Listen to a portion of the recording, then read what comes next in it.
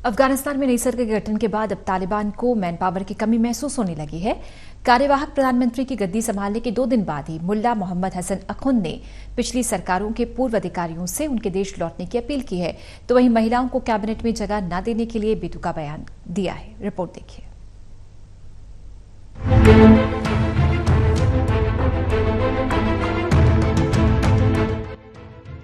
तालिबान ने आखिरकार काबुल के पतन के 23 दिन बाद पूरी तरह से मर्दों वाली अपनी अंतरिम सरकार का ऐलान कर दिया है, लेकिन ये जिस रूप में सामने आई उससे दुनिया को उस पर भरोसा होना संभव नहीं है।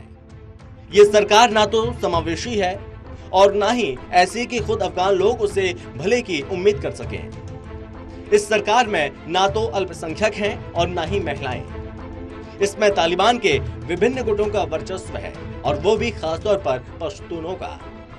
इससे भी चिंताजनक बात यह है कि इसमें तमाम नेता ऐसे हैं जो संयुक्त राष्ट्र सुरक्षा परिषद और अमेरिका की ओर से घोषित आतंकी हैं। तालिबान का महिलाओं को लेकर बेतुका बयान। इससे साफ है कि तालिबान ने दुनिया को भरोसा दिलाने की जो कोशिश की थी वो महज एक छलावा साबित हुई। तालिबान ने जो कुछ कहा था उसका कहीं कोई लिहाज नहीं रखा गया।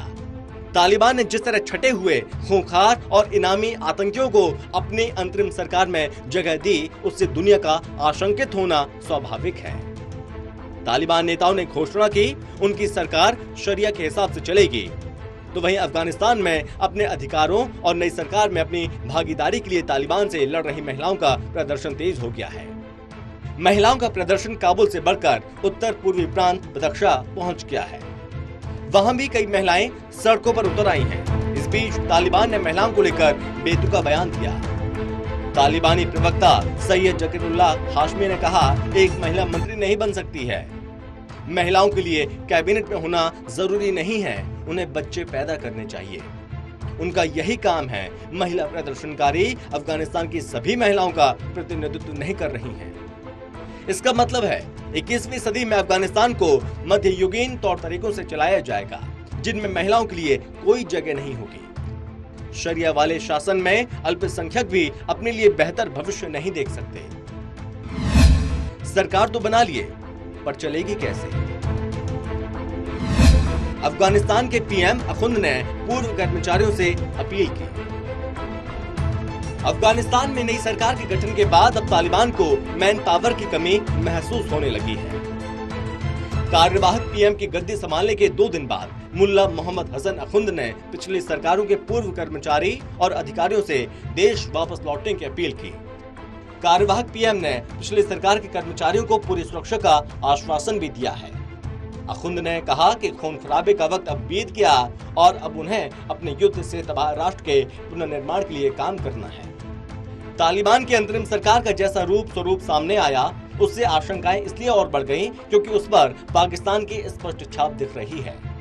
इसमें कहीं कोई संदेह नहीं है, ये सरकार पाकिस्तान के हिसाब से चलेगी और उस पर चीन का भी प्रभाव दिखेगा। ये वे देश हैं जो भारतीय हितों को नुकसान पहुंचाने का कुचक्र रच सकते हैं। साफ है, तालिबान के ऐसे दावों के बाद भी भारत को सतर्क रहना होगा कि अफगानिस्तान की धरती का इस्तेमाल किसी अन्य देश के खिलाफ नहीं होने दिया जाएगा और इसकी भरी पूरी आशंका है कि ऐसा ही होगा। अंदेशा इस बात का भी है कि तालिबान की मदद से अफगानिस्तान में अल-कायदा और इस्लामिक स्टेट जैसे आतंकी संगठन फलेंगे फूलेंगे। ऐसा होने का मतलब है सारी दुनिया के लिए खतरा बढ़ना। विश्व समुदाय को इस खतरे के प्रति न केवल सचेत रहना होगा, बल्कि उस पर लगाम लगाने के लिए सक्रिय भी होना होगा। ये भी एक चिंता की बात है कि जब तालिबान में सुधार और बदलाव की कहीं कोई उम्मीद नहीं दिख रही है, तब भारत में कुछ लोग उससे न केवल उम्मीदें लगाए हुए हैं, बल्कि उसकी तरफदारी भी कर रहे हैं। ऐसा तब किया जा रहा है जब तालिबान अपनी अमानवीय हरकतों से खुद को बेनकाब कर रहा है। आपको बता दें कि अफगान मंत्रिमंडल के सदस्यों के 11 सितंबर को शपथ लेने की उम्मीद है, जिस दिन अमेरिका पर हुए 9/11 हमले की 20वीं बरसी है। हालांकि तालिबान नेताओं ने कहा कि तारीख को अंतिम रूप नहीं मिला है। Special desk, total TV.